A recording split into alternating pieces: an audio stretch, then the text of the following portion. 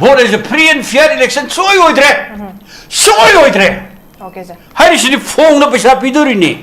Crores Homo Yankee say, the she a quaggy voter Amada, Nupi voter Amada. I could get polishing Tara, I said, and then be harder. Mayam Congreve, vote the Pisasi, Sarkari Shingo the Kaitoga, voter the end. Say, Angopa BJP Hagadra. Muy policy. Haradi, Pishapa Kamudan Bosi, they the Pisagala Midra, Manai Prico the Gay, Sango the Gay, the Handaki, Sarkati, Kaituoga, the polishing Taratara, Pong the Pidoria. See how we talk the Musalas in the day. They must see you the game. The Mia Bata view. Mian, Tina Bata, we don't like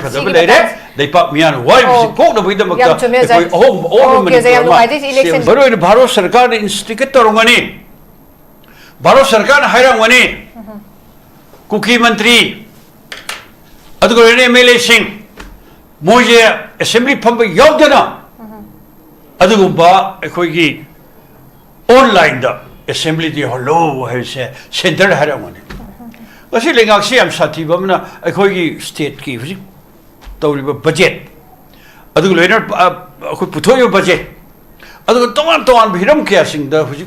few Mayam Sing share. Koi state lenga na karimba amat mai maram dom lips of sumamdi. A center na hara pado malutorgale. Mantri expansion to be on a salure aractre. Matam Yangodum no Mangaleko, Haintore. Adagi Carino, center harapo. Masai the budget, Pactada, I couldn't asata way, no, Zamni Hagiton. I could crore around. I could 50,000 crore. The Manipuri, Yamsati films, the Kavirakana, Torpeava, Masum Tobuk Payam Sing, Assembly Putorka in Kaleva, and the Husiki Putori budget city, go Pusal of a sen, Singdopagi, paramilitary, paramilitary mayam 60,000 other people, Toanba, Aduga, a koi Kara, go IDP Guinea, Katang Yova, Nupi, Netanga Hapa, Sumaita, a Tadi Ayamana, Sinagareva Pesha, Badu Singdopagi, Shenpama doing the I don't know, she said, there are a cigarette or high the pyramids, a quay state sarkar, carrying Amata, Hajabagam dem. Sentana Pirapane, Sentana Kaikarapane, Aduka, had a similar Putoro, I never. Ado, she budgets in a quay Maruina, IDP sing you off them. Adulena, state singing, young peaceful, live and angel, pay of him sing share. But she, Jabsana. Pangtopung money, have a seat. Has a day. Okay. I don't know, Lady Post, I don't know from the thing he said. Quay state say the quay. That's it now. Miamna Kara. Yamitina, didn't you tell a kind of a bottom? There was how many high vigorous in Yam saying. Sarkar is singing Mayam Toroga, Pai Sarkaraman. State said the quite again. They put me out quite a one at a button just why the go. Was it? Tadar Lupakro, the Singutraga Matoi, so whom Yankaiga Taruk say, Kaitoroka Sempum say, Masi, Miam, Kuzo Omana, Mantri Dagi, Emele Dagi, bureaucrat Mayam Dagi, Adulera Senjao Piper, a contractor, Adulena, Makan Makakayagi, Miam Dagi, Lantu, Lutova, Kamusina. I have a pike of them there. Okay, sir. Aduna, Miano, what is she can call Mangam Gadrava? Madugum budget, what are you doing there? See, Adulena. Say vote. Bosi Pandia do offer money. Kumar Lakti, Nasagi House Nayaba Piba, Selay Bakugi, MLAs Mayam Sina, Makoina Yari Sekarigino, Haibama, physically Makois present of Halu, my virtually Tokumatam da Pidiba, Ayab Sekari, the Motono Haiba, Wahangsi Makogi, Chong Hangi Haitare. Aduna Masidesida, I also think Kumar Lakti in Musoza, Adu Taragadi, Handaki, Bazesi Maksud, Makogi, the Maru Bazeni, Masida. Koi could till a kanda, but today Yare Habigi Piki Badu Ayabaduna, Madam Oirakanda, Assembly Sida, Heidi Bakuki, Amalesing, Hana de Gahona, Yauro Ena, Quiki Stam, Bolwena, Mogistanam, Laura Galadiba, Uki Amalesinga, Assembly the Kong Tang de la Paya, the Bagi Buffer Makak Lady Bessia, Masi Amalesing, the Kutilaga Piki, but Ayabaduna Masi, Benten to Halabra, Masikan Queen, Tatagani, Adu Taragadi, Quiki Tungi, future, Sekamine, Wagini, Sekamine, user. Sigi. Because Putopira topic a say a Maruiba. State Sigi burning issue si manungda ano burning issue ma hapsan baga ai phet manaba adu ba topic amani haina lause mayam punamagna ringa ki mai ke jagi ripak se santi hanjale zathok jasin yam hena fagat le adu loina na ekhoi chingtam ani gi marakta leiramba yamna nungaina daba kaya sing du phanayam kohon bangame sigda bakta mantri kaya na satna khotna adu loirana mayam matang to lai adu sumba yamna nithina lepak sigi peaceful life amada sang e haiba haipet sum khanari ngai tanja swaida ekhoi lepak se santi se hanjandri male ekhoi mesen marakta unavaya daba sangnavaya daba sumba yam sathi ba pannama khajalaga leiri male mayam na hainari ba buffer zone adum leiri aduga loina na ekhoi makhata na hana sunabagi unabada sathar kada film si leiri male haidna music phami ba assembly gi bifamda maruina khoi kuki MLA singna ekhoi Manipur yusala pangam daba haibadi tampaki lam yor pangam daba assembly de sangmang maktaba adugu loina ekhoi makhoina assembly da ekhoi online assembly online da ekhoi saru ya jage haibatam da ekhoi chief minister na to request adu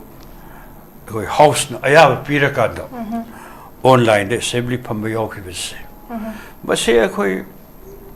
Manipur ki इतिहास नतना भारत की इतिहास था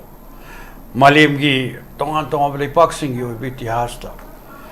भारत की वांगमदा भारत की मनुंगदा भारत की parliament था सुमाइना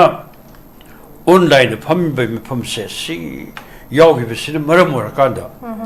मयाम पुनमक the फावरंग गदब Sikri मियावी थमोय the फावरंग गदब Sikri पृथ्वी की लेपाक याना तारका न फावरंग गदब सिकरी भारत की प्रजा मियाम ना तार बका द फॉरम दो सके ए मणिपुर सिदी एसेबी फम तमदा मोगी कारिबा MLA कुकी MLA सिंह मंत्री सिंह बस एसेबली द फजिक संगमंग बगी शक्ति से लेत्रे मरम सदगी एखोय ऑनलाइन दा ओइना मोय सरुप याबनी सिबु करम हौनबनो करम साजनो हाइपोर्ट अमदि मणिपुर की ओरिबि इरांग थोइबा थौदोक वाथोक मैम सिंह बस लोइद्री मालेदा अदुना अखोई MLA मंत्री सिंह अखोई ऑनलाइन असेंबली से यावरी माले हाइना फावबसी मसारा ता पोट नत्रा हेन खर निगाय पोट नते अखोई यम सेन हरगदी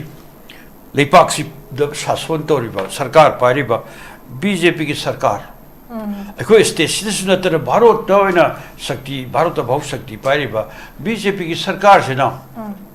अखोई मरुओइना कुकी MLA सिंह थेम न भोनबदा एनोय ऑनलाइन यावरुगे ब्रा नतर मंत्री अदु मनुंगदा अखोई डिप्यूटी चीफ मिनिस्टर ओइना नोय दस फम थिंदोक्तना तौरि पुनमक्से नोय हेक तौरिगै अखोई अदुम यारे सी मोंग दो चथरे नहानो मोय कोई डिप्यूटी सीएम होय नो बिगे निपसाक की जेना है बफर जोन मखा तार दुम खर लेहिनी मियान पांद्रे है चथगी ने दुम हाय अदु बथक्ता मा बसा मंगना लीड तौरिबा मोय मनुंग दे यावरिबा अखोगी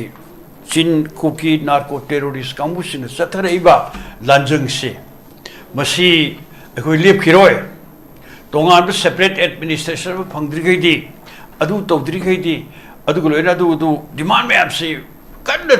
तौरिएबो डिमांड सिंह से तौना मोइबु थेबिबने हारिबरा म तौरे हारिबा लेपाक्सी ख्वाइदगी लुग्रबा असेंबली दा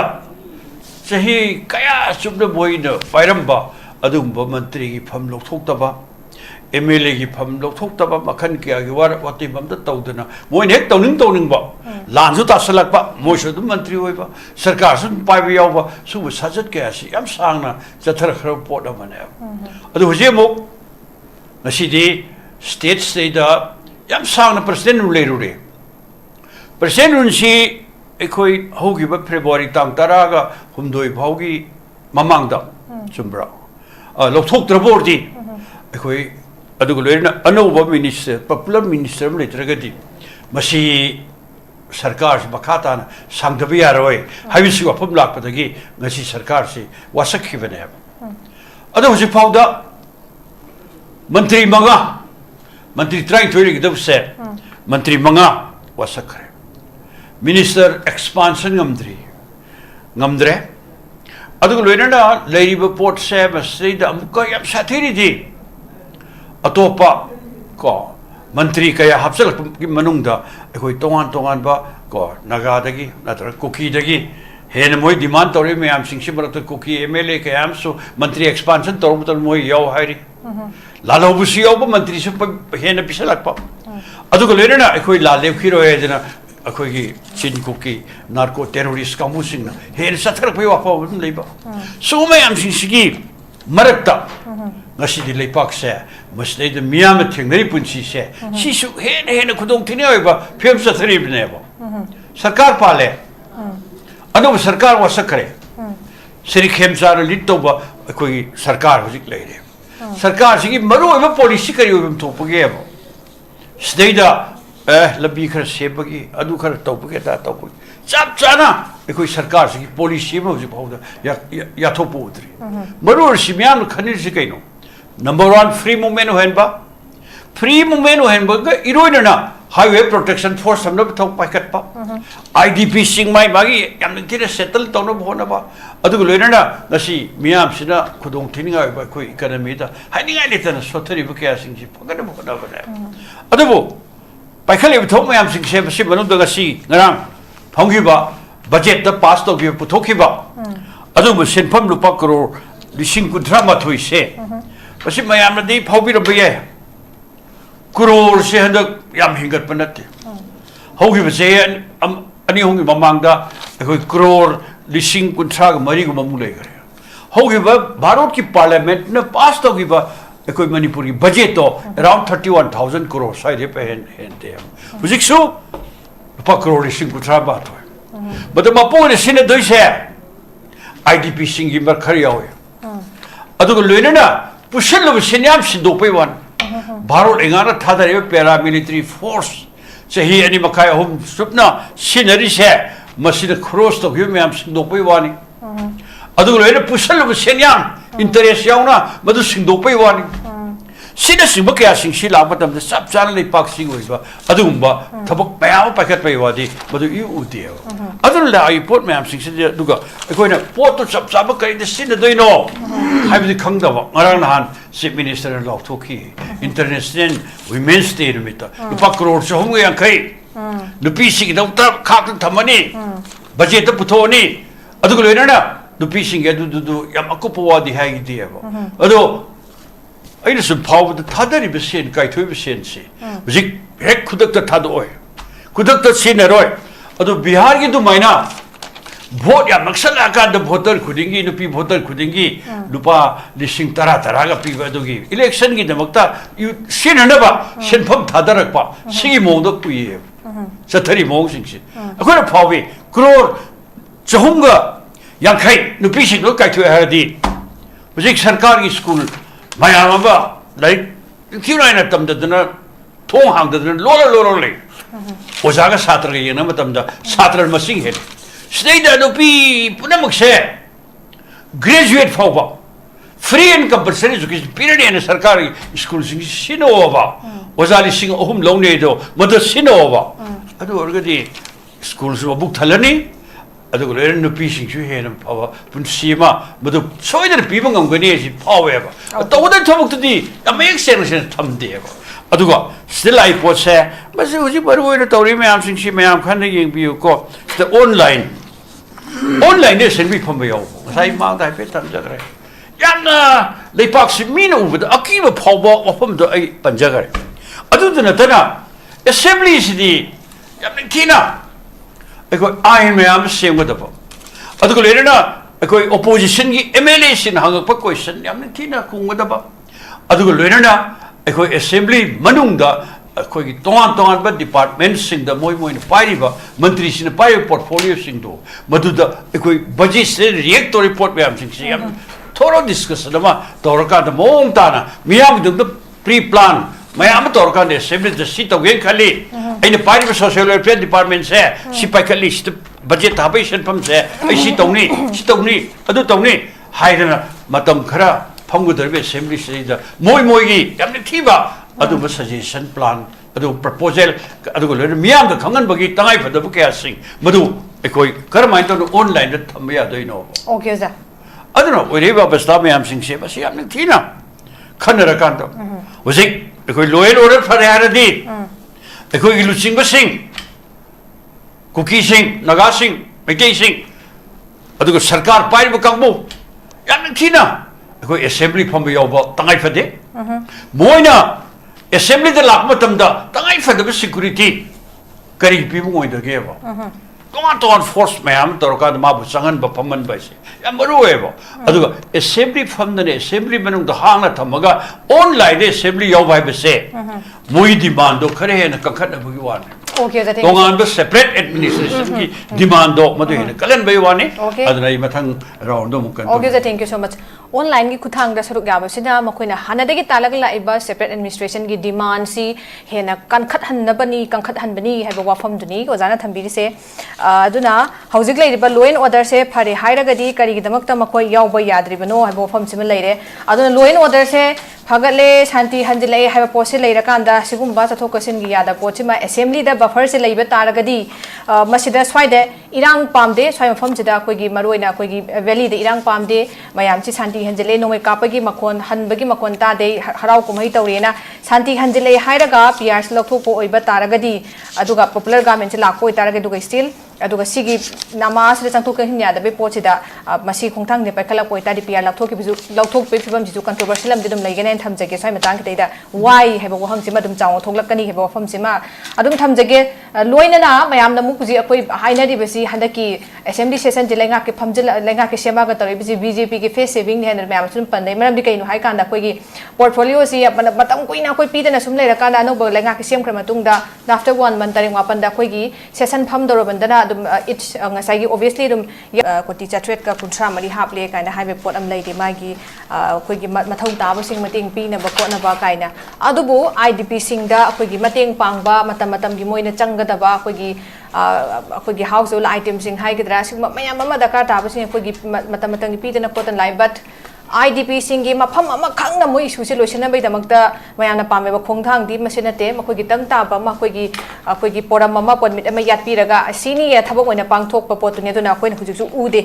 अदो कैगी दमकता हुजु फोबो लेबाक सिगी थोइबे इरांग सिदमकता टाइमलाइन अमा पीबा ngamdribano लाइदिबा ऑफिशियल सिंग सिगी मखोगी वर्क सि करिनो करिमता मसिजे अखोइदा डिस्क्लोज तौदबा हदि केमता ममी उदबा मतम से सांगबल हाइतरे करिदमक सिगी टाइमलाइन अमा पीबा ngamdabano हुजु फाबो स्टिल हाइबसे वफम सिम लेरे अदुना आई ओजादा लाक्चनिंग बिसोजा हौजिक से अखोइगी करिगुम्बा याम एक्स्ट्राऑर्डिनरी ओबे सर्कमस्टेंसेस नत्र कंडीशन अमा फावबा लेबसु नतना हौजिक सि मै नोंमै कापतना खोतन तौबा पोस अमफो ओइद्रे अखोइगी अदुना फगले हाइबगे सरकारी स्टेटमेंट सु लेने अदु स्टिल मखोइ से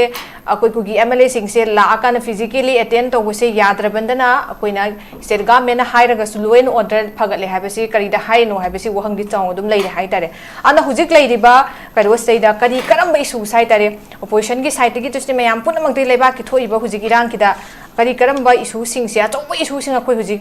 पुखतफम थोकपगे हाइबसिने कमाइन येंबगे कमाइन थंबिने होजा बिमे हंगदु याम मरुइबा मने नंबर 1 IDP मतंग से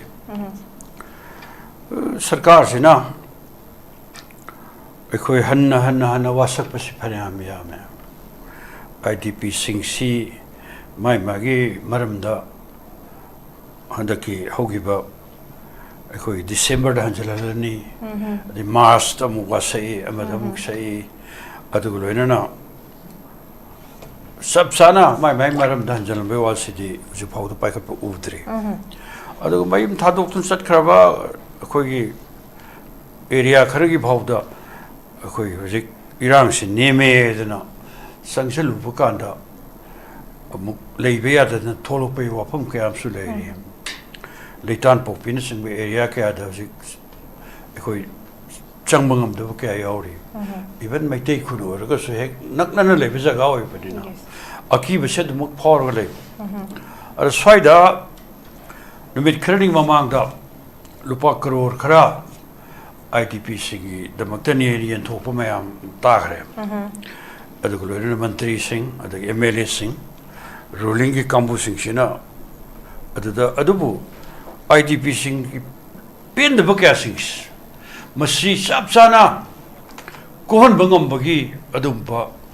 thabak paikhala bra har kai paikati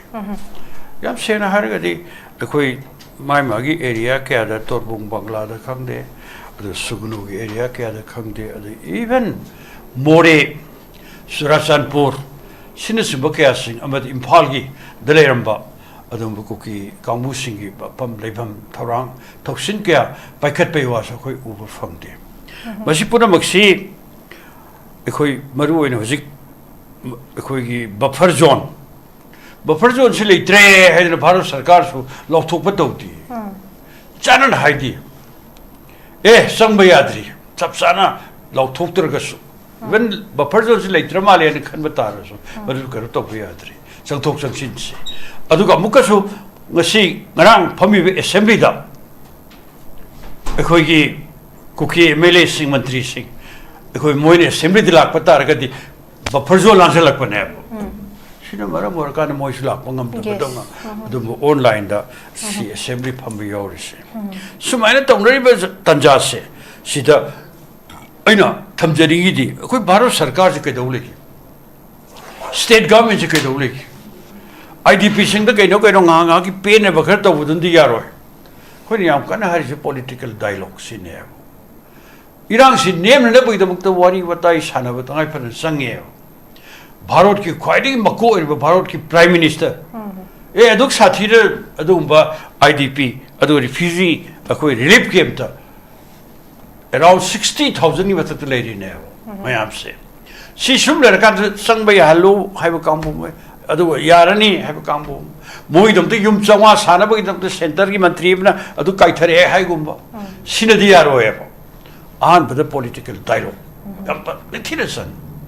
मोरेदा लेरिबा अदुब cookie अदुब refugee कनो सिंग अदुग लोइनर सुरासानपुर दगी सुरासानपुर लेरिबु कांगबु अतै लमद लेरिबा कुकी अदुबा रिलीफ कैंप लेरिबु सिंग मैकै सिंग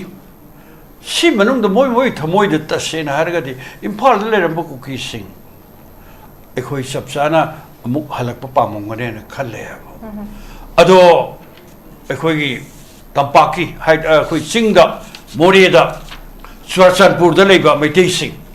तंपाक त कोई माइ मागी हजिक रिलीफ कैंप द लेरि सिंग से बसी मोरे द सनिंग बय वासी यम कन हाइरे कोई इरम दंजन बियो हाइसे कोई इरम सुरसनपुर दंजन बियो हाइसे अदु मसिगी करी थबक ति पाखत प होरगे वारी सरमतम द कंडीशन कयामा थमदखरे खुदम ओइना से कोई फ्री मूवमेंट यानी अदुग सु एक्सटेंड तो बाय से फ्री मूवमेंट या हलकादा अदुग रेर फ्री अखोगी सु एक्सटेंड तो बा अनि सी कंडीशन यानी कि ताएबो अदु सु दे एक्सटेंड तो रे सु दे लेब कांबो पारे सिक तरु थाबदिंग पी पे सतरे अदुग रेर मोइन पारे खुलाय में सलेंडर तो बोय वा एग्रीमेंट तो दा मैम तो न करे अदुग रेर सु दे लेब कांबो सिंग से खुलाय थादोकते अदुग लेरन मागी माइ कैंप त इंक्यूराइ लेते मोय मोय तौनिब तौरग ले सोमदन फ्री मूवमेंट यान बा हाबद वफम दुबदी यादन लेरे सी भारत सरकार कैदौरे फ्री मूवमेंट अदुग सु एक्सटेंड तो बा अनि सी कंडीशन दा अखोय यानगी बिनत्रा अदु हुजिक तो दिस करेगिनो हाइबो वांग जम त हंगद्रे अदुग लेरन वफम मरुइना मोरे द लेरंबा सुरासानपुर लेरंबा तैक्या लेरंबा अदुगुम्बा IDP सिंग मयाम सिंग से माइ मरम द हंजनबा अदु तंपाक लेरंबा मयाम से हंजलक बय ओफम मयाम से वासी फमिनदना भारत सरकार इशू मोइन पखखरा बाबा सोंगलदे ए कई के रोखर माने तप्थ जरकनी मारे या जरकने अदु नगा को की इरांग महौसा गिदु हुजिक फाउद नगा के मोय मोगी मफम द हंजन बे यादन ले सुमाइना खो दुम ले दोरि ब्राबा युम जमा साने से मोरे दिले मुकामु सिंदो अदो मोरे दिले मे मोतो कदाय नुम थमकादा हंजल हंदोरि ब्राबा सुरासानपुर से लको मेके लिसिंग निपान दो मदो कदाय नुम युम सा थमदोरि ब्राबा अदुनि सोलुशन ओइने खाली ब्राबा ꯑꯩꯈꯣꯏ ꯃꯁꯦꯟ ꯃꯔꯛꯇ ꯀꯥꯏꯅꯕꯒꯤ ꯃꯌꯤ ꯑꯃ ꯆꯥꯎꯅ ꯂꯩꯍꯟꯕꯒꯤ ꯑꯗꯨꯕꯨ ꯆꯤꯡꯗ ꯇꯝꯅ ꯆꯪꯅꯕ ꯌꯥꯗꯕꯁꯦ ꯑꯗꯨꯒꯨꯝꯕ ꯉꯁꯤꯒꯤ ꯀꯩꯅꯣꯁꯤꯒꯤ ꯊꯧꯗꯣꯛꯁꯤꯅ ꯊꯣꯛꯍꯜꯂꯤꯕꯁꯤ ꯌꯥꯝ ꯑꯆꯧꯕ ꯑꯁꯣꯏꯕ ꯑꯃꯅꯦꯕ ꯑꯗꯨꯅ ꯑꯩꯈꯣꯏꯅ ꯊꯝꯖꯅꯤꯡꯉꯤꯁꯦ ꯄꯣꯂꯤꯇꯤꯀꯦꯜ ꯗꯥꯏꯂꯣഗ് ꯄꯣꯂꯤꯇꯤꯀꯦꯜ ꯁꯣꯂꯨꯁꯟ ꯃꯣꯏꯒꯤ ꯃꯁꯤꯗ ꯑꯩꯈꯣꯏ ꯆꯤꯡ ꯇꯝ ꯑꯅꯤꯁꯤ ꯀꯥꯏꯅꯕ ꯌꯥꯄꯣꯟꯇꯦꯀꯣ ꯑꯗꯨꯗ ꯒꯥꯏꯁꯦ ꯄꯣꯛꯈꯠꯇꯅ ꯃꯗꯨꯒꯤ ꯇꯉꯥꯏ ꯐꯗꯕ ꯃꯌꯥꯝꯁꯤꯡꯗꯨꯅꯦꯕ ꯑꯗꯨ ꯃꯊꯪꯗ ꯑꯩꯅ ꯂꯥꯛꯆꯅꯤꯡꯉꯤꯁꯦ ꯃꯁꯤ ꯃꯔꯨ ꯑꯣꯏꯅ ꯑꯩꯈꯣꯏ ꯆꯤꯡꯒꯤ ꯑꯩꯈꯣꯏ ꯏꯆꯤꯜ ꯏꯅꯥꯎ ꯍꯥꯏꯗꯔꯥ ꯀꯨꯀꯤ ꯑꯦꯝ ꯑꯦꯜ ꯑꯦꯁꯤꯡ ꯁꯤꯅ ꯆꯠꯊꯔꯤꯕ ꯃꯣꯏꯅ ꯍꯥꯏꯔꯤꯈꯩ ꯚꯥꯔꯠ ꯁꯔꯀꯥꯔꯅ ꯅꯠꯇꯦ ꯑꯦꯁꯦꯝꯕ꯭ꯂꯤꯅ ꯑꯩꯈꯣꯏ ꯌꯥꯔꯤꯁꯤ ꯀꯔꯤꯒꯤꯅꯣ ꯁꯤ ꯋꯥꯍꯪ ꯑꯆꯧꯕ ꯑꯃꯅꯤ ꯃꯔꯨꯑꯣꯏꯅ ꯚꯥꯔꯠ ꯁꯔꯀꯥꯔꯅ ꯏꯟꯁꯇꯤꯒꯦꯠ ꯇꯧꯔꯝꯒꯅꯤ ꯚꯥꯔꯠ ꯁꯔꯀꯥꯔꯅ ꯍꯥꯏꯔꯝꯒꯅꯤ ꯀꯨꯀꯤ ꯃꯟꯇ꯭ꯔꯤ ꯑꯗꯨꯒ ꯑꯦꯝ ꯑꯦꯜ ꯑꯦꯁꯤꯡ ꯃꯣꯏꯁꯦ ꯑꯦꯁꯦꯝꯕ꯭ꯂꯤ ꯐꯝꯕ ꯌꯥꯎꯗꯅ ꯑꯗꯨꯒꯨꯝꯕ ꯑꯩꯈꯣꯏꯒꯤ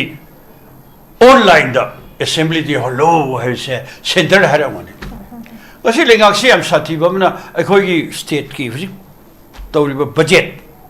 ꯑꯗꯨꯒ ꯂꯣꯏꯅ ꯑꯩꯈꯣꯏ ꯄꯨꯊꯣꯛꯏꯕ ꯕꯖꯦꯠ ꯑꯗꯨꯒ ꯇꯣꯉꯥꯟ ꯇꯣꯉꯥꯟꯕ ꯍꯤꯔꯝ ꯀꯌꯥꯁꯤꯡꯗ ꯍꯧꯖꯤꯛ ꯂꯩꯔꯤꯕ ꯐꯤꯕꯝ ꯃꯌꯥꯝꯁꯤꯡꯁꯦ ꯑꯩꯈꯣꯏ ꯁ꯭ꯇꯦꯠ ꯂꯩꯉꯥꯛꯅ ꯀꯔꯤꯒꯨꯝꯕ ꯑꯃꯠꯇ ꯃꯥꯒꯤ ꯃꯔꯝꯗꯣꯝ ꯂꯦꯞꯆꯕ ꯁꯨꯡꯉꯝ ꯉꯝꯗꯦ ꯁꯦꯟꯇꯔꯅ ꯍꯥꯏꯔꯛꯄꯗꯣ ꯃꯗꯨ ꯇꯧꯔꯒ ꯂꯩ ꯃꯟꯇ꯭ꯔꯤ ꯑꯦꯛꯁꯄꯥꯟꯁꯟ ꯇꯧꯕꯤꯌꯣꯅ ꯆꯠꯂꯨꯔꯦ ꯌꯥꯔꯛꯇ꯭ꯔꯦ ꯃꯇꯝ ꯈꯔ ꯌꯦꯡꯉꯣ ꯑꯗꯨꯝ ꯅꯣꯏ 5 ꯂꯩꯈꯣ ꯍꯥꯏꯅ ꯇꯧꯔꯦ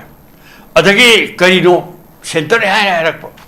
ꯉꯁꯥꯏ ꯍꯥꯏꯖꯈ꯭ꯔꯤꯗꯨ ꯕꯖꯦꯠ ꯐꯛꯇꯗ ꯑꯩꯈꯣꯏꯅ ꯑꯁꯥ ꯇꯧꯋꯦꯅ ꯑꯣꯖꯥꯝꯅꯤ ꯍꯥꯏꯈꯤꯕꯗꯨꯅꯤ ꯑꯩꯈꯣꯏꯗꯤ ꯀ꯭ꯔꯣꯔ ꯑꯦꯔꯥꯎꯟ ꯑꯩꯈꯣꯏꯒꯤ 50,000 ꯀ꯭ꯔꯣꯔ ꯂꯩꯔꯤꯕ ꯃꯅꯤꯄꯨꯔꯒꯤ ꯌꯥꯝ ꯁꯥꯊꯤꯕ ꯐꯤꯕꯝꯁꯤꯗꯩꯗ ꯀꯥꯏꯕꯤꯔꯛꯇꯅ ꯇꯧꯔꯛꯄ ꯌꯥꯕ ꯃꯁꯤꯒꯨꯝꯕ ꯊꯕꯛ ꯃꯌꯥꯝꯁꯤꯡꯁꯦ ꯍꯟꯗꯛ ꯑꯦꯁꯦꯝꯕ꯭ꯂꯤꯗ ꯄꯨꯊꯣꯔꯛꯀꯗ꯭ꯔꯥꯅ ꯈꯜꯂꯦꯕ ꯑꯗꯨ ꯍꯧꯖꯤꯛꯀꯤ ꯄꯨꯊꯣꯔꯛꯏꯕ ꯕꯖꯦꯠꯁꯤꯗꯤ ꯀꯣ ꯄꯨꯁꯜꯂꯨꯕ ꯁꯦꯟ ꯁꯤꯡꯗꯣꯛꯄꯒꯤ ꯄꯦꯔꯥꯃꯤꯂꯤ ꯑꯩ ꯑꯃꯨꯛꯁꯨ ꯍꯥꯏꯖꯈ꯭ꯔꯦ ꯄꯦꯔꯥꯃꯤꯂꯤꯇꯔꯤ ꯃꯌꯥꯝ 60,000 ꯊꯥꯗꯔꯛꯄꯒꯤ ꯇꯣꯉꯥꯟꯕ ꯑꯗꯨꯒ ꯑꯩꯈꯣꯏ ꯈꯔ ꯀꯣ IDPꯒꯤꯅꯦꯅ ꯈꯤꯇꯪ ꯌꯥꯎꯕ ꯅꯨꯄꯤꯒꯤꯅꯦꯅ ꯈꯤꯇꯪ ꯍꯥꯞꯄ ꯁꯨꯃꯥꯏꯅ ꯇꯧꯔꯀꯥꯟꯗ ꯑꯇꯩꯗꯤ ꯑꯌꯥꯝꯕꯅ ꯁꯤꯖꯤꯟꯅꯒꯗꯕ ꯄꯩꯁꯥ ꯃꯗꯨ ꯁꯤꯡꯗꯣꯛꯄꯒꯤ ꯁꯦꯟꯐꯝ ꯉꯥꯛꯇ ꯑꯣꯏꯅ ꯇꯧꯋꯦꯕ ꯑꯗꯨꯅ ꯁꯤ ꯁꯦꯟꯇꯔꯅ ꯁꯤꯒꯩ ꯇꯧꯔꯣ ꯍꯥꯏꯅ ꯄꯤꯔꯛꯄꯁꯤꯗ ꯑꯩꯈꯣꯏ ꯁ꯭ꯇꯦꯠ ꯁꯔꯀꯥꯔꯅ ꯀꯔꯤꯒꯨꯝꯕ ꯑꯃꯠꯇ ꯍꯥꯏꯖꯕ ꯉꯝꯗꯦꯕ ꯁꯦꯟꯇꯔꯅ ꯄꯤꯔꯛꯄꯅꯦ ꯁꯦꯟꯇꯔꯅ ꯀꯥꯏꯊꯔꯛꯄꯅꯦ ꯑꯗꯨ ꯀꯥꯏꯑꯦ ꯍꯥꯏꯗꯤ ꯑꯦꯁꯦꯝꯕ꯭ꯂꯤꯗ ꯄꯨꯊꯣꯛꯎꯔꯣ ꯍꯥꯏꯕꯅꯦꯕ ꯑꯗꯣ ꯁꯤꯒꯤ ꯕꯖꯦꯠꯁꯤꯅ ꯑꯩꯈꯣই ꯃꯔꯨꯑꯣꯏꯅ IDPꯁꯤꯡꯒꯤ ꯋꯥꯐꯝ ꯑꯗꯨꯒ ꯂꯣꯏꯅꯅ ꯁ꯭ꯇꯦꯠꯁꯤꯒꯤ ꯌꯥꯝ ꯅꯤꯡꯊꯤꯅ ꯄꯤꯁꯐꯨꯜ ꯂꯥꯏ ꯑꯃꯗ ꯍꯟꯖꯜꯂꯛꯄꯒꯤ ꯋꯥꯐꯝꯁꯤꯡꯁꯦ ꯃꯁꯤ ꯆꯞ ꯆꯥꯅ ꯄꯥꯡꯊꯣꯛꯄ ꯉꯝꯒꯅꯤ ꯍꯥꯏꯕꯁꯤ ꯊꯥꯖꯗꯦꯕ ꯑꯗꯨꯅ ꯂꯩꯔꯤ ꯄꯣꯠꯁꯤꯗ ꯑꯩꯅ ꯑꯔꯣꯏꯕ ꯑꯣꯏꯅ ꯊꯝꯖꯅꯤꯡꯉꯤꯁꯦ ꯑꯩꯈꯣꯏ ꯁ꯭ꯇꯦꯠꯁꯤꯗ ꯑꯩꯈꯣꯏ ꯇꯁꯦꯡꯅ ꯃꯤꯌꯥꯝꯅ ꯈꯔ ꯌꯥꯝ ꯅꯤꯡꯊꯤꯅ ꯇꯤꯟ ꯌꯣꯠꯊꯔꯒ ꯈꯟꯗꯕ ꯃꯇꯝꯁꯤ ꯍꯧꯖꯤꯛ ꯑꯣꯏꯔꯦꯕ ꯍꯧꯖꯤꯛ ꯑꯣꯖꯥꯕꯅꯤ ꯍꯥꯏꯕꯤꯈ꯭ꯔꯤꯁꯤꯅꯤ ꯌꯥꯝ ꯁꯦꯡꯉꯦ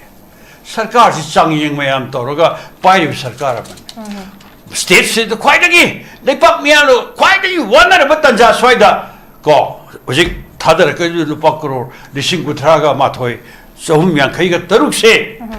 काइथोरकदो सेंफम से मसी मियाम खुजो अमना मंत्री दगी एमएलए दगी ब्यूरोक्रेट मैम दगी अदुगलेने सेंजाव पाइबा अचो कॉन्ट्रैक्टर अदुगलेने मखन मखा कयागी मियाम दगी लंथुब लुट तोबा कामुसिंगना अयाबा पाइग्रदमने ओके सर अदुना कोई मियानो वारिसि खितंग कोन मंगमगद्राबा मदुगुंबा बजेट ओइरोइदोइनेबा सी अदुगो लोइना साइ भोट से पंदे यादो वफमनि भोट is a free and fair election सोय ओइद्रे ओके सर हारिसिनि फोंग पैसा पिदोरिनि करोड़ 350 से गसी अखोइगी भोटर अमदा नुपी भोटर अमदा वा अखोइगी लुपा 10,000 है हदक बिहार मैम खंग्रे भोट पैसा से सरकार की सेगौद की काइथोगा भोटर दियेन से अंगप बीजेपी की हैगद्रा मोगी पॉलिसी से फजगरब जाने हारदी पैसा पाइब कामुदने भोट से देदा पैसा गेलमिदना मरनाई फ्रिखौदगी सेगौदगी अद हंदकती सरकार की काइथोगा लुपा 10,000 फोंग पिदौरे सिबावी थाक मोसल असनदी लेबासी करी होई तकेबा अद मिया भाबता बियो मिया निथिना भाबता बगी तंगाई फजब लेरे लेपा मिया वाइ कोक न बइदा मक्का कोई ओके जे याम वाइदि इलेक्शन मतंग से कनो तौजगे गदी मतंग स्टेदा condition ꯁꯤꯗ ꯀꯅꯥꯅ ꯀꯔꯤ intervention ꯇꯧꯐꯝ ꯊꯣꯛꯏ ꯍꯥꯏꯕꯒꯤ ꯑꯆꯧꯕ ꯋꯥꯍꯪ ꯂꯩ ꯃꯔꯝꯗꯤ law and order ꯁꯦ ꯑꯩꯈꯣꯏꯒꯤ ꯁꯂꯥꯛ ꯁꯥꯕꯤ ꯐꯤꯕꯝꯗ ꯂꯥꯛꯄ ꯑꯃ ꯍꯥꯏꯇꯥꯔꯦ ꯑꯩꯈꯣꯏ ꯆꯤꯟꯗꯗꯤ ꯃꯁꯤ ꯐꯒꯠꯂꯦ ꯍꯥꯏꯔꯒꯁꯨ ꯑꯁꯦꯡꯕ ꯂꯥꯛꯄ ꯃꯇꯝꯗꯗꯤ ꯑꯁꯦꯡꯕꯁꯤ ꯅꯨꯡꯄꯥꯟꯗꯧꯅ ꯑꯩꯈꯣꯏꯅ ꯊꯦꯡꯕ ꯉꯝꯗꯕ ꯑꯗꯨꯒꯤ ꯄꯣꯠꯇꯨꯃꯗꯤ ꯁꯨꯡꯂꯩ ꯂꯩꯍꯟꯕ ꯉꯝꯗꯕ ꯄꯣꯠ ꯑꯃꯈꯛ ꯂꯩꯔꯦ ꯍꯥꯏꯇꯥꯔꯦ ꯑꯗꯨꯅ ꯑꯩ ꯑꯣꯖꯥ ꯁ꯭ꯇꯤꯟ ꯀꯨꯃꯥꯔ ꯑꯣꯖꯥ ꯂꯣꯏꯁꯤꯜꯂꯛꯄꯩ ꯂꯥꯛꯆꯒꯦ ꯑꯣꯖꯥ ꯉꯁꯥꯏꯒꯤ ꯑꯩꯈꯣꯏꯒꯤ ꯃꯔꯨꯗꯤ ꯂꯥꯛꯇꯣꯔꯤꯁꯦ ꯚꯣꯠꯁꯦ ꯊꯥꯗꯔꯀꯥꯟꯗ ꯑꯩꯈꯣꯏꯒꯤ ꯃꯤꯌꯥꯝꯅ ꯂꯩꯉꯥꯛꯆꯕ ꯒꯚꯔꯟꯃꯦꯟꯠ ꯁꯦꯝꯃꯛꯑꯀꯥꯟꯗ ꯆꯂꯥꯏꯔꯛꯄꯁꯦ ꯂꯣꯏ ꯂꯥꯛꯏꯅꯤ ꯏꯂꯦꯛꯁꯟꯒꯤ ꯃꯇꯥꯡꯗ ꯄꯥꯕꯨꯡꯅ ꯉꯁꯥꯏ ꯑꯣꯖꯥꯅ ꯊꯝꯕꯤꯈꯤꯕꯗꯣ ꯑꯗꯨ ꯂꯣꯏꯁꯤꯜꯂꯛꯄ ꯀ꯭ꯂꯣꯖꯤꯡ ꯔꯤꯃꯥꯔꯛ ꯑꯣꯏꯅ ꯇꯦꯟꯇꯪ ꯊꯝꯕꯤꯌꯨ ꯍꯧꯖꯤꯛ ꯃꯔꯨꯑꯣꯏꯅ ꯍꯧꯖꯤꯛ ꯂꯩꯔꯤꯕ ꯄꯣꯠꯁꯤ ꯑꯩꯈꯣꯏ law and order law and ꯑꯣꯔꯗꯔꯁꯤ ꯄꯨꯔꯥ ꯁꯂꯥꯛ ꯁꯥꯔꯦꯗ ꯑꯦꯅꯤ ꯁꯦꯟꯇꯔꯗ ꯄꯥꯏꯈꯠꯂꯛꯄ ꯊꯕꯛ ꯑꯗꯨꯗ ꯇꯧꯔꯛꯄ ꯃꯌꯥꯝꯁꯤꯡꯁꯤꯗꯕ ꯑꯩꯈꯣꯏ ꯂꯥꯜꯍꯧꯔꯤꯕꯅꯤ ꯇꯧꯔꯤꯕ ꯂꯝꯍꯦꯟ ꯇꯨꯍꯦꯟꯕ ꯀꯥꯡꯕꯨꯁꯤꯡꯁꯤ ꯃꯁꯤꯅ ꯌꯥꯗꯦ ꯍꯥꯏꯔꯛꯄ ꯀꯥꯟꯗ ꯚꯥꯔꯠ ꯁꯔꯀꯥꯔ ꯁ꯭ꯇꯦꯠ ꯂꯩꯉꯥꯛ ꯀꯩꯁꯨ ꯇꯧ ꯉꯝꯗꯦ ꯕꯣꯔꯗꯔ ꯐꯦꯟꯁꯤꯡ ꯐꯤꯔꯣꯏ ꯈꯥ ꯉꯝꯗ꯭ꯔꯦ ꯃꯍꯧꯁꯥ ꯑꯩꯈꯣꯏꯒꯤ हाईवे प्रोटेक्शन फोर्स तौकान NSN यारोय हाइबा का दो सिफाव के मित गुमते अदु लेना सिंग द अदु लेना तपाकी दस बजट काइथुई सिन्याम पुनमक से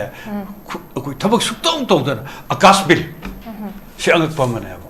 अदु लेना मसी पुनमक सिगी ओरे फे मयाम सिगी स्टेट सिगी ओरिबा अखोगी मरुइ अखोई इकोनॉमी दा पाक्तक नना मयाम सिगी ओइ खुदुंग थिने ओइबस थबक फंगदबगी नारोल इसिंग इचागुम हेंगतपा पोचै बमन ताक हिंगबगी अधिकार ममन यारुक तो मयाम सिंगसिना नसी दिले पाक्सिदा अखोगी सब सार लो एंड ऑर्डर सि फजन मेंटेन तो गुम दबगी मयाम पेन दबगी होरप क्या सिंगसे सी अमने अद मथांग दा हजिक साइ आई याम तेन लोइसलकपग लोइरना थमनिंगिसे अखोई वोटिंग सिस्टम से हंदोक्ट्री गइदि होंदोक्ट्री गइदि अखोई लेबाक स्टेदा अखोई अचुंबे election free and fair election से ओगदो मात मरुइना लेरिबा सिस्टम से अखोई लेबाक पृथ्वी की लेबाक चामगा तराग मरीदा वोट हाइबसे अखोई मरुइना अखोई वोट थादा मतमदा अखोई मोय मोयगी अपाम्बा अनिबा पार्टी सिदा वोट पीबगी चटनबी से पृथ्वी की लेबाक के चतरे अखोई पैसा पाइब मीदो मा बीजेपी होइगो कांग्रेस होइगो एनी पार्टी होइगो मान पैसा थादरगा मत मी से लेरगा शक्ति पाइबगी चटनबी से मसी होंदोक्ट्रिंगोइदी फ्री एंड फेयर इलेक्शन से गमदो मानते परमदुना ओरेब सिचुएशन मैम सिंगसे मसी खरा हेना कुपना खनरकांदा प्रजा मैमनसु यामनि थीना भाप ताना से खुद मोइन लेपा मखक पनबे ब्रिटेन दे इलेक्टोरल इलेक्शन से मसी अचौब पब्लिक मीटिंग में से मैक्सिमम मी चनी गा दे हेन तिनदे मई मेम द ज्ञान ताना टेलीविजन में द फमग ताई कैंडिडेट तुना नत्रगा पार्टी दोगी मियामना अखोई पार्टी दुनगी बिहुत अदु गांगबदो फाजर ताएबा अदु मोइद कन्विंस तवे बस वोट पीरकांदा अखोई इमुंग मनुंगी अखोई समाज की अखोई सोसाइटी की कइनो खरा मोइन सोइन ओलकपंग गुंगनी से ताए अदुना अखोई ब्रिटेन गुबा लेपाक सेदा मोइगी सरकार दुक्सी कोई कैपिटलिस्ट पार्ट ऑफ डेवलपमेंट अदु अर्गसु मोइदे यामना जेंटल ओइबा करियो प्रजा मियाम मा करप्शन की चार्ज हम तोरे ने ए याम थंगा लेना कोई थबक थादोप ngamba adu muga se koi chatnari ba koi bharot ta di koi manipur di ngasi je miam pura mon pesa sara me na tradu tor me haina khongoi la re ni khalone adu mongon da khoi lem je boin to e wei ba busta me am sina koi prasana su miam se ai gi thamoi da ma warak pangambagi yam ni tin thongla lei beta ko hojik saimang da haina re hojamni haire tamjagre vote se handakti budget पैसा सरकार की सेंगाउदगी काइथोग vote हदक लाकदरिबा assembly election से हदकती vote सरकार की सेंगाउदगी ए नुपीसिंग के programme की दबक्तने लिसिंग तरा पीदो मधु बिहार तौग्रेबा अय जमु हंजले अदुमाइना अमुकसु लिसिंग तरा दु मथक कैंडिडेट सेंजाउ पाइबदुना अनदर 10000 अमा अदु वोट रुपा लिसिंग कुन फंगे कोई मणिपुर दे लुपा लिसिंग कुन फंगा पीरगा वोट लेबिसि होगिबे इलेक्शन दे चटब होग्रेबा अदुगा ए हदकती लिसिंग कुंथ्रा पुथोका द वोट इबो नंग काबो जो गो गायना अन खरना आशीर्वाद पी गई ताब यावरी सी चटबिसि ए नंग लिसिंग कुंथ्रा पीरा दे सोइद्रे हे गाय सी चटबिसि कोई होगदो पता ओके अदुना ले रिपोर्ट मैम सिंग वोट एबो वोट से वोट एबो सिना ꯑꯩꯅ ꯄ꯭ꯔꯖꯥ ꯃꯤꯌꯥꯝꯗ ꯑꯄꯤꯜ ꯇꯧꯖꯔꯤ ꯃꯗꯨ ꯚꯣꯠ ꯍꯥꯏꯕ ꯚꯣꯠꯁꯤꯗ ꯑꯩꯈꯣꯏ ꯄꯨꯝꯅꯃꯛꯁꯦ ꯃꯥꯡ ꯇꯥꯛꯅꯕ ꯑꯣꯏ ꯑꯐꯕ ꯚꯣꯠ ꯑꯆꯨꯝꯕ ꯚꯣꯠ ꯁꯤꯅ ꯃꯤꯌꯥꯝꯒꯤ ꯑꯍꯣꯡꯕ ꯑꯑꯣꯟꯕ ꯈꯨꯟꯅꯥꯏ ꯑꯃ ꯁꯣꯏꯗꯅ ꯁꯦꯝꯕ ꯉꯝꯒꯅꯦꯕ Okay, sir. Thank you so much.